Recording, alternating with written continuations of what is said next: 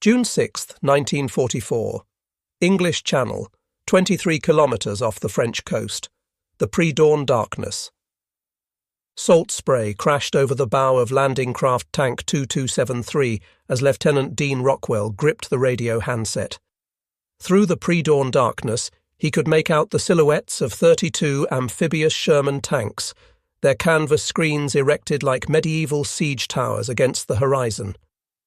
Message from Task Force O, H-hour confirmed. 0630 hours. Beach obstacles identified. Heavy fortifications intact.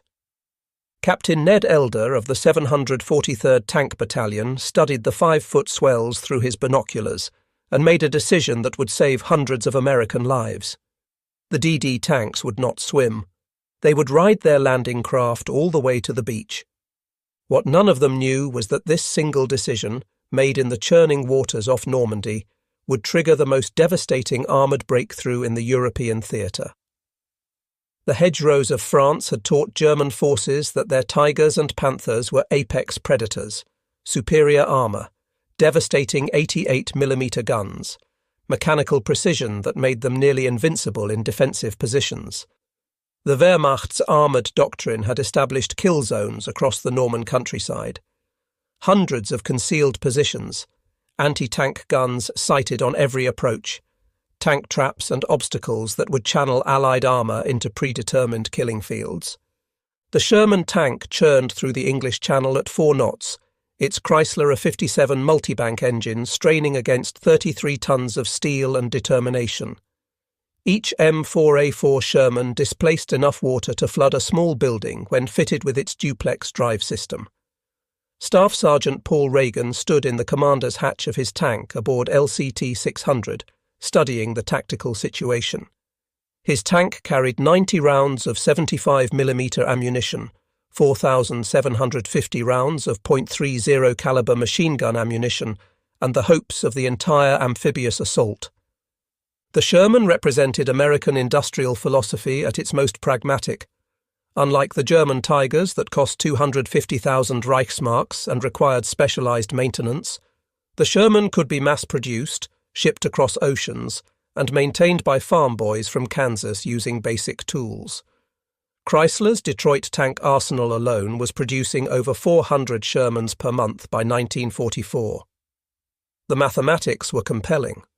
While Germany struggled to produce 100 Tigers monthly, American factories churned out over 2,000 Shermans per month at peak production. Factor in mechanical reliability, fuel consumption, and ease of repair, and the equation became overwhelming. Tank Commander William Folkestad had trained with the 743rd Tank Battalion at Camp Laguna, Arizona. A veteran who would later earn a Silver Star and Purple Heart, Folkestad understood that victory in mechanized warfare wasn't just about armor thickness or gun caliber. It was about putting steel on target, maintaining operational tempo, and most critically, adapting to battlefield conditions faster than the enemy could react. Aboard Panther No. 424 of the 2nd Panzer Division, Unteroffizier Klaus Weber reviewed his ammunition loadout. 79 rounds for the long-barreled 75mm KWK-42 gun, 4,200 rounds of machine gun ammunition. His Panther's frontal armour measured 100mm thick, sloped at 55 degrees for an effective thickness of 140mm. The American 75mm guns couldn't penetrate it beyond 100 metres. Weber's tank displaced 45 tons, powered by a Maybach HL 230P30 engine that consumed fuel at rates that would have horrified American logistics officers. The Panther achieved 1 mile per gallon on roads, half that cross-country. But positioned hull down in a Norman hedgerow with interlocking fields of fire, the Panther didn't need to move. It only needed to kill. The German defensive positions at Omaha Beach represented 2 years of fortification work. Widerstands Nest 62, overlooking Easy Red Sector, contained multiple machine gun positions, a 50mm anti-tank gun, and mortar pits. Heinrich Severloh, manning an MG-42 machine gun, would later claim to have fired over 12,000 rounds. a figure historians consider greatly exaggerated given the physical impossibility and total casualty figures. The kill zones were mathematically perfect.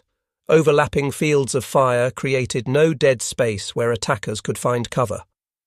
Pre-registered artillery coordinates meant that mortars could drop shells anywhere on the beach within 30 seconds of target identification. At 0550 on June 6th, Captain Elder aboard LCT 2037 observed the sea state through spray-soaked binoculars. Waves measured 5 to 6 feet. Wind force 18 knots from the west. The DD tank's canvas screens, designed for 3-foot seas, would collapse in these conditions. Of the 64 Sherman DD tanks scheduled to swim ashore at Omaha Beach, only 29 would attempt it. And of those 29, belonging to the 741st Tank Battalion on the eastern sectors, 27 would sink in the cold waters of the English Channel. But Elder's 743rd Tank Battalion would not launch. His 32 DD tanks, plus support vehicles, would ride their LCTs directly onto dog green and dog red beaches. It meant exposing the thin-skinned landing craft to direct fire, but the alternative was watching his tanks disappear beneath the waves. The mathematics of the decision were stark. Risk the landing craft and their naval crews, or lose the tanks and their army crews before they fired a shot. At 0615, the naval bombardment commenced. USS Texas fired 14-inch shells at the bluffs above Omaha. USS Arkansas added 12-inch rounds. Smaller destroyers crept within 1,000 yards of the beach, firing directly at visible fortifications. The bombardment was supposed to last 40 minutes, pulverizing German positions before the first wave hit the beach. In reality, most shells overshot their targets. Low clouds forced the heavy bombers to release late, their payloads falling harmlessly in the fields behind the beach. Of 446 B-24 Liberators that attacked Omaha Beach, not one bomb fell on the beach itself. The Sherman's first combat action at Omaha came at 0629, 1 minute before H-hour.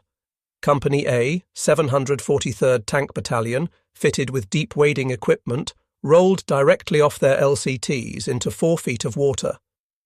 These tanks had been waterproofed with special kits, their exhausts extended with improvised stacks that allowed them to wade through 6 feet of water. The first tanks hit the beach with tracks grinding against the shingle as 75mm guns swung toward the bluffs. The initial German response was devastating. An 88mm anti-tank gun in WN-61 fired 8 rounds in 90 seconds. 3 Shermans exploded, their 75mm ammunition cooking off in spectacular fireballs that could be seen from the naval vessels offshore. Machine gun fire sparked off tank hulls like hellish rain. Mortars walked their way across the beach, bracketing tanks with methodical precision. But the Shermans kept coming. By 0700, 40 tanks were on Omaha Beach. Some were already burning. Others threw tracks on the obstacles or bogged in the shingle. But those still operational began engaging German positions with direct fire. The psychological impact was immediate. German infantry, trained to expect an infantry assault, found themselves facing armour that could absorb machine gun fire and respond with high explosive shells. Technical Sergeant John Duquan of the 743rd Tank Battalion had landed in the second wave at 0640. His tank immediately took 2 hits from a 50mm anti-tank gun, both rounds penetrating the hull but missing critical components. Duquan's driver, Private First Class Howard Froberg, drove directly at the German position while the gunner pumped 5 rounds of high explosive into the fortification. The anti-tank gun fell silent. This became the pattern. Individual tank commanders, unable to communicate by radio, saltwater had destroyed most sets, fought private wars against specific German positions. A Sherman would absorb multiple hits from smaller caliber weapons, while methodically destroying machine gun nests with its 75mm gun and bow-mounted .30 caliber machine gun. The bow gunner position, unique to American tanks, proved invaluable for suppressing German infantry, while the main gun engaged hardened positions. By 0730, the crisis at Omaha Beach was evident to naval observers. General Omar Bradley, watching from USS Augusta, considered diverting follow-up waves to Utah Beach. The 16th Infantry Regiment had taken catastrophic casualties. Company A had ceased to exist as a fighting unit. Company E was down to 23 men from 180. The beach was littered with destroyed equipment and wounded men seeking cover behind German obstacles. But the tanks were making a difference.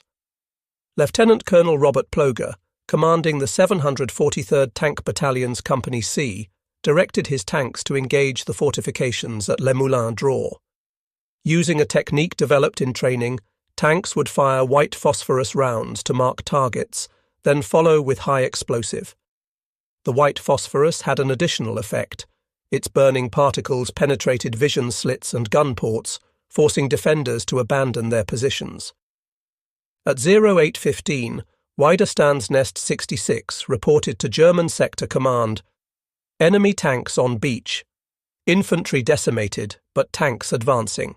Request immediate anti-tank support." The response was sobering. No mobile reserves were available. The 352nd Infantry Division's anti-tank battalion was positioned 10 miles inland, held back by Field Marshal Rommel's order to defend against expected airborne landings. The beach defenders would have to hold with what they had. The Sherman's mechanical simplicity now proved decisive. Tank Barbara of Company B, 743rd Tank Battalion, commanded by Sergeant Walter Basker, took 7 hits from various weapons in the first hour. The tank lost 2 bogie wheels, had its turret traverse mechanism damaged, and suffered a fuel leak. But the crew made field repairs using basic tools and spare parts carried on the tank. By 0900, Barbara was back in action, engaging German positions at Vierville Draw. This was the Sherman's great advantage. A damaged Tiger or Panther required specialized recovery vehicles and trained mechanics. A Sherman could be repaired by its crew using parts cannibalized from knocked-out tanks. Throughout D-Day, Sherman crews performed miracles of field maintenance. Tracks were replaced under fire. Gun barrels damaged by shell hits were swapped in 20 minutes. Engines that should have required depot-level maintenance were coaxed back to life with improvisation and determination. At 0845, the first German armour appeared. 2 Stugee 3 assault guns from the 352nd Infantry Division's Assault Gun Battalion engaged the Shermans at 800 metres. Their 75mm Stuke 40 guns could penetrate Sherman armour at that range, but the American tanks had a crucial advantage: numbers. For every German assault gun, there were 5 Shermans. The Stugees managed to destroy 2 Shermans before being overwhelmed by concentrated fire from multiple tanks. By 0900, combat engineers supported by tanks had blown gaps in the seawall at Easy Red Sector. Shermans began moving off the beach, engaging German positions from the flank. This was the breakthrough moment. German defensive doctrine depended on keeping attackers pinned on the beach. Once armour penetrated inland, the entire defensive system began to unravel. Private First Class Charles Lombardo of the 741st Tank Battalion had survived the swim to shore in one of only 2 DD tanks that made it. His tank, waterlogged and barely functional, managed to engage and destroy a concrete bunker at 100 metres, with 5 rounds of armour-piercing ammunition followed by high explosive. The bunker had been holding up the advance of an entire infantry company. With its destruction, 150 infantrymen were able to move off the beach. The German response to the armoured breakthrough followed established doctrine. Panzerfaust teams were deployed to establish close-range ambushes. The Panzerfaust, a single-shot anti-tank weapon, could penetrate 200 millimetres of armour at 30 metres. In the bocage country behind Omaha Beach, every hedgerow could conceal a Panzerfaust team. But the Americans had learned from the disasters at Kasserine Pass and Sicily. Infantry-tank cooperation had been drilled relentlessly. Every Sherman advancing inland had infantry walking alongside, checking hedgerows and buildings for anti-tank teams. At 10:30, German infantry reinforcements arrived with Panzerfaust anti-tank weapons. The Panzerfaust, a single-shot anti-tank weapon, could penetrate 200 millimeters of armor at 30 meters. Every hedgerow behind the beach could conceal a Panzerfaust team. But the Americans had learned from disasters at Kasserine Pass and Sicily. Infantry-tank cooperation had been drilled relentlessly. Every Sherman advancing inland had infantry walking alongside, checking positions for anti-tank teams. In the days following D-Day, German armour would arrive in force. Panthers from the 2nd Panzer Division and Tigers from the 101st SS Heavy Panzer Battalion would engage American tanks near Caen and Villers-Bocage. The pattern of these engagements would prove consistent. German tanks were individually superior, but American tactics emphasized fire and maneuver. While one Sherman platoon engaged frontally, another would maneuver for flank shots. The mathematics were brutal but effective.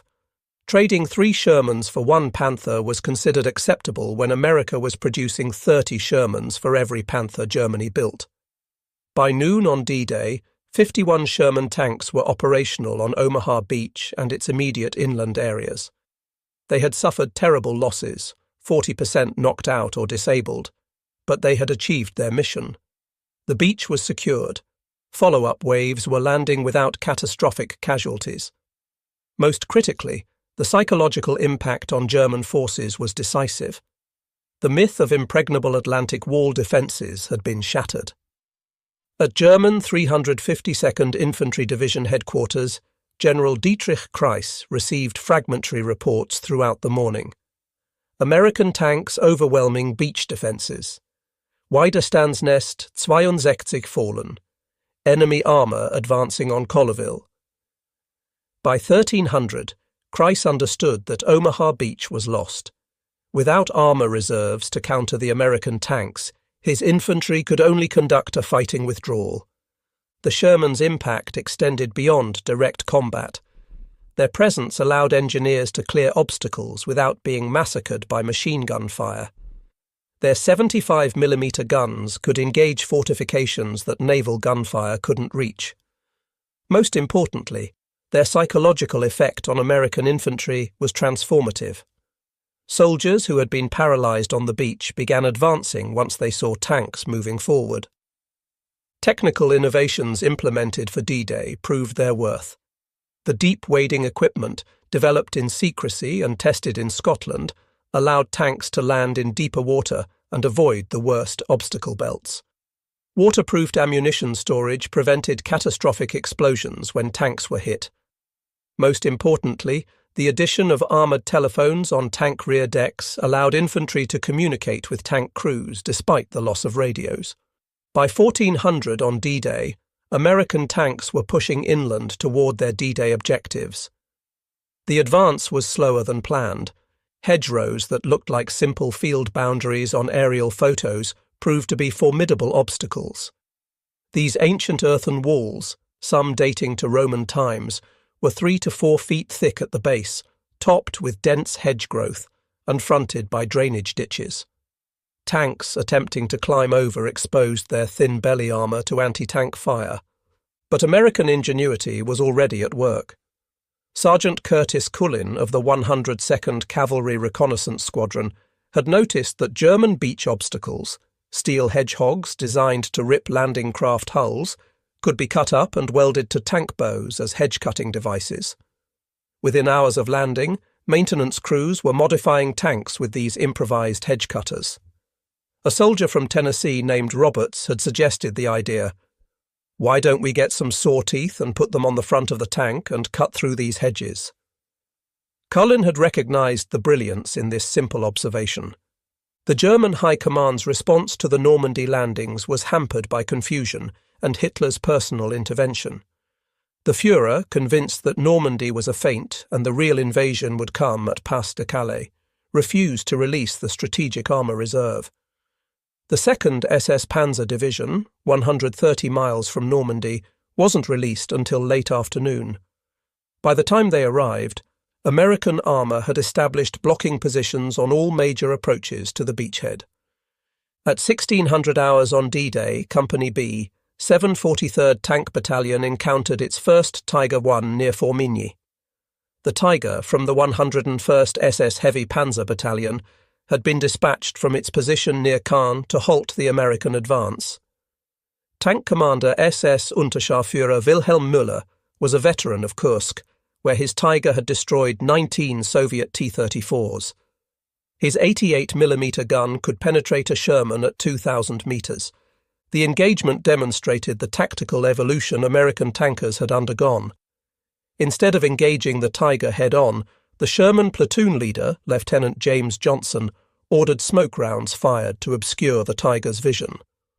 While one Sherman maintained suppressing fire, 3 others manoeuvred through a small orchard. The Tiger, focused on the lone Sherman firing at its frontal armour, didn't notice the flanking movement until too late. At 200 metres, Sherman gunners put 5 rounds into the Tiger's engine compartment. The massive tank shuddered to a halt, smoke pouring from its rear deck. Müller's crew abandoned their burning Tiger, but the psychological impact rippled through German forces. If Tigers could be destroyed by Shermans, what chance did infantry have? Reports reaching German command painted an increasingly dire picture. Enemy tank strength overwhelming. Multiple Tiger and Panther losses. Infantry retreating from armoured spearheads. The reality was more nuanced. For every successful flanking attack, Shermans paid a heavy price in frontal engagements. But American doctrine accepted these losses. The Sherman was designed to be good enough, not perfect. It could be transported by standard Liberty ships, 2 Shermans in the space required for 1 Tiger. It could be maintained by conscript mechanics with 3 months of training. Most importantly, it could be produced in numbers that made losses acceptable.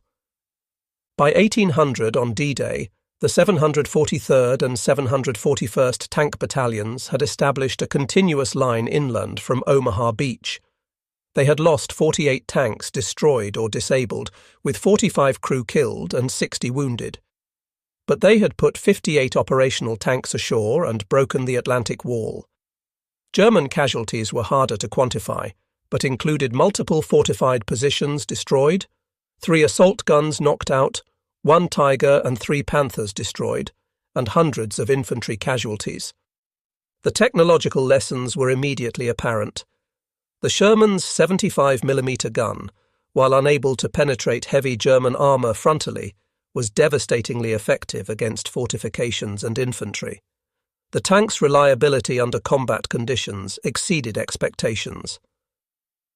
Despite saltwater immersion, beach obstacles, and intense combat, 70% of Shermans that made it ashore were still operational at day's end.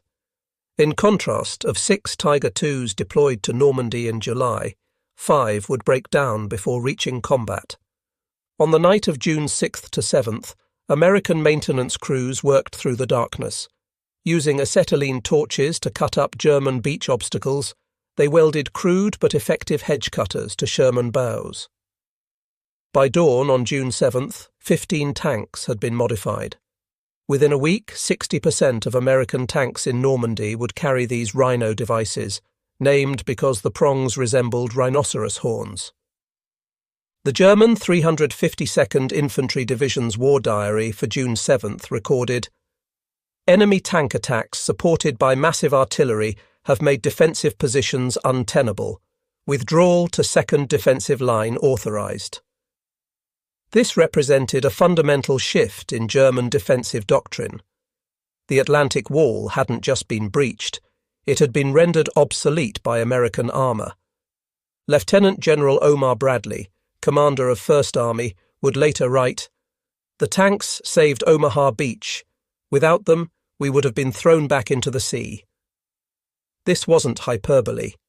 The 29 infantry companies that assaulted Omaha Beach suffered 50% casualties, but the 2 tank battalions, despite heavy losses, maintained offensive capability throughout the day. Their presence turned potential disaster into costly victory.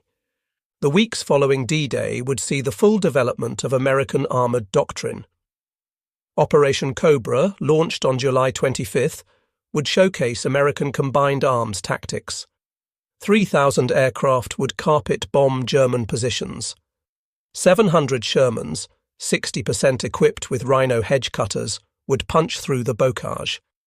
The breakthrough would transform the Normandy stalemate into a war of movement that American armour was designed to fight. Sergeant Culin's hedge-cutter would become standard equipment. Within 6 weeks of D-Day, 500 Shermans would be modified with various hedge-cutting devices. The British would develop their own version called prongs. The innovation spread so rapidly that German intelligence reported in August, all enemy tanks now equipped with hedge-breaking devices, bocage defensive positions no longer tenable. The Panther tank remained technically superior throughout the campaign. Its long 75mm gun could penetrate Sherman armour at ranges where the Sherman's gun was ineffective.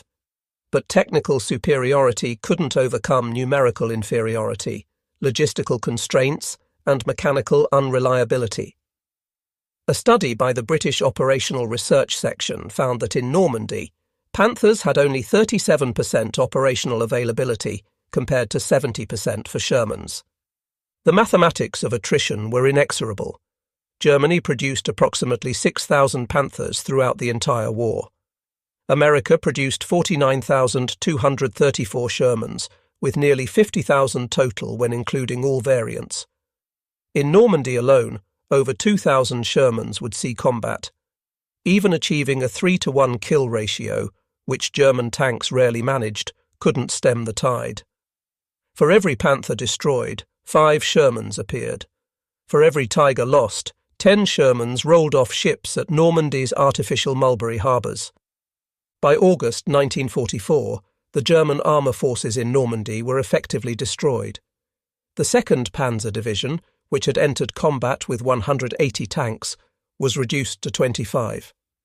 The 116th Panzer Division, from 120 tanks to the vaunted 1st SS Panzer Division, Leibstandarte Adolf Hitler, could muster only 17 operational tanks from an initial strength of 150.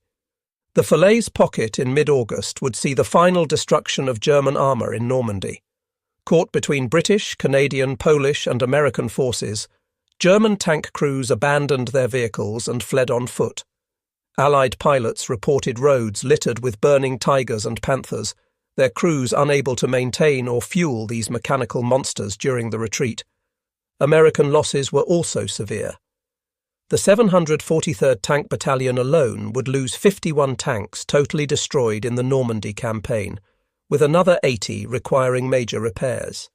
Crew casualties exceeded 50%. But unlike German losses, American losses were replaced. For every Sherman destroyed, 2 arrived from England. For every crew member killed, 3 replacements were in the pipeline. The human cost was sobering. Tank warfare in the bocage was particularly brutal.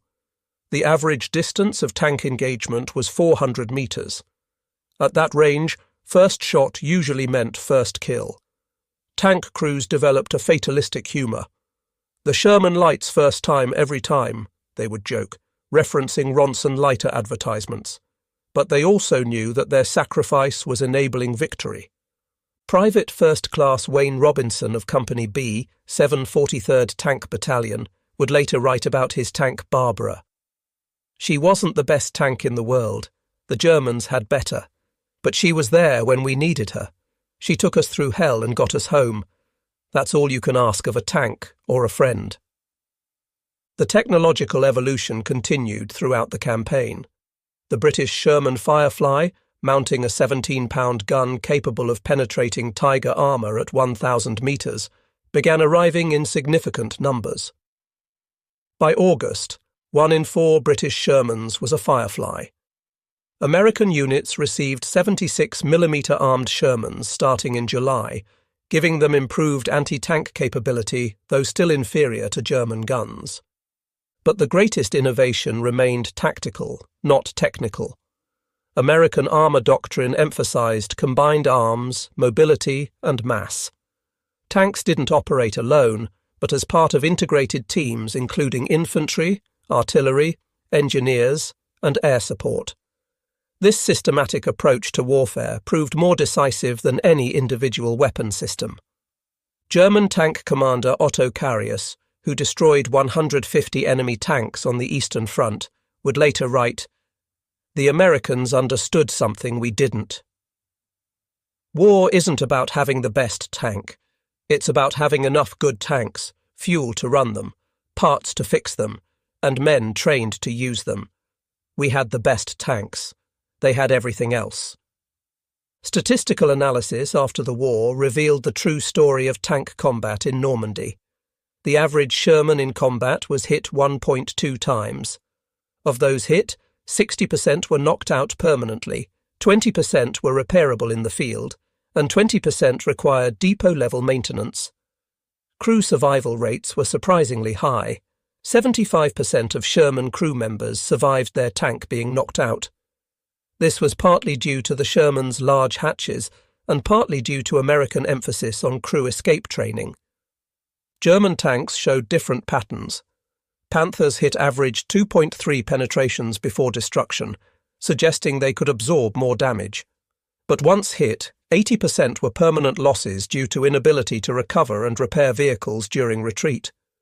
Tiger crews had only 45% survival rates when their tanks were destroyed, mainly due to ammunition fires and smaller escape hatches. The Normandy Campaign transformed American armoured warfare. Lessons learned in the bocage would be applied across Europe. Hedge-cutters evolved into dozer blades. Tank infantry phones became standard equipment. Most importantly, the mythology of German armoured superiority was shattered. American tankers learned they could defeat Tigers and Panthers through superior tactics and teamwork.